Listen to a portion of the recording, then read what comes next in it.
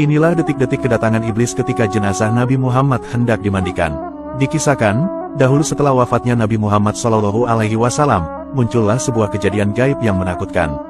Sewaktu sahabat Ali meletakkan jenazah Rasulullah di atas dipan untuk dimandikan, tiba-tiba muncullah suara gaib yang terdengar dari sudut rumah dengan suara yang sangat keras. "Wahai Ali, janganlah kamu memandikan Muhammad, sebab dia itu suci dan mensucikan." Sahabat Ali lantas sedikit terpengaruh dengan suara itu. Sahabat Ali lalu bertanya, "Hei, siapakah kamu? Sesungguhnya Nabi telah menyuruh kami melakukan hal ini, yaitu memandikan jenazahnya." Kemudian, tiba-tiba muncullah dan terdengar suara lainnya. "Wahai Ali, mandikanlah Rasulullah." Karena, sesungguhnya seruan suara yang pertama adalah iblis yang dengki kepada Nabi Muhammad, dan bermaksud agar Nabi Muhammad masuk ke dalam kuburnya dalam kondisi tidak dimandikan. Sahabat Ali lantas berkata, "Semoga Allah membalas kebaikan kepadamu sebab engkau telah memberitahuku bahwa itu adalah iblis. Siapakah sebenarnya Anda?" Seruan kedua menjawab, "Aku adalah Nabi Khidir alaihissalam.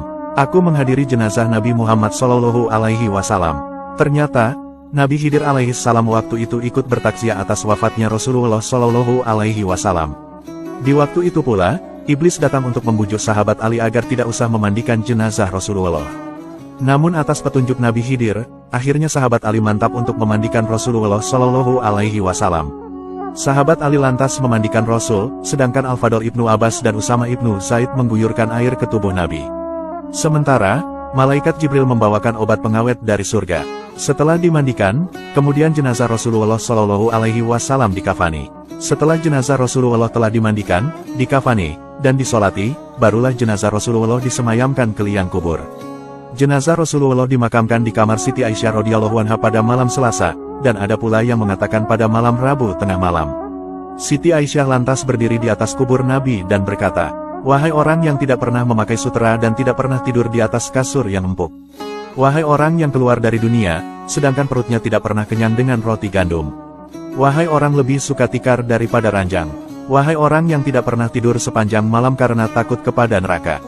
Wafatnya Rasulullah SAW benar-benar sangat membuat sedih keluarga dan seluruh kaum muslimin dunia yang ditinggalkan. Sosok Rasulullah yang lembut dan berakhlak mulia tentu sangat dirindukan para umat-umatnya.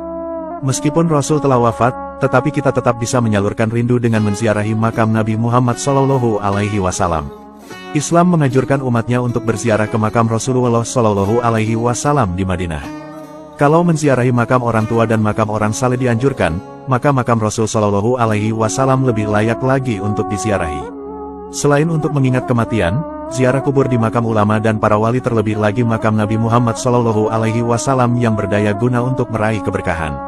Rasulullah SAW sendiri menganjurkan umatnya untuk menziarahi makamnya di banyak hadis. Anjuran ini perlu untuk diamalkan mengingat beliau tentunya lebih mengerti betapa tingginya kedudukan ziarah ke makam Rasul.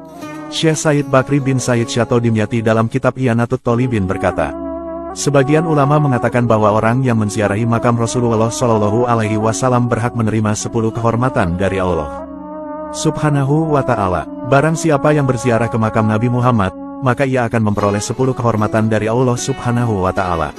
Kehormatan yang pertama, yaitu akan diberikan derajat tertinggi di sisi Allah. Lalu yang kedua, ia akan disampaikan pada cita-cita tertinggi. Lalu yang ketiga, ia akan dipenuhi kebutuhannya. Lalu yang keempat, ia akan diberikan banyak anugerahnya. Lalu yang kelima, ia akan diselamatkan dari bencana. Lalu yang keenam, ia akan dilindungi dari aib. Lalu yang ketujuh, ia akan dimudahkan dalam kesulitan. Lalu yang kedelapan, ia akan diringankan bebannya dalam musibah. Lalu yang kesembilan, ia dapat merasakan apa yang akan terjadi. Lalu yang kesepuluh, ia akan mendapat limpahan rahmat dari Allah Subhanahu wa Ta'ala.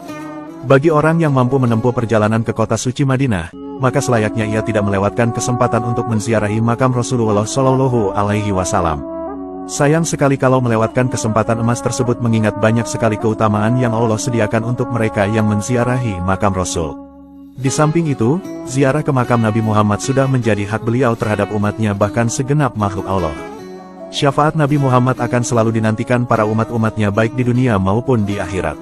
Ya Allah, semoga kita semua bisa senantiasa dapat meneladani akhlak mulia Nabi Muhammad SAW. Semoga kita semua bisa berziarah ke makam Nabi di Madinah, dan semoga kita semua bisa melaksanakan ibadah haji dan umroh ke tanah suci. Amin.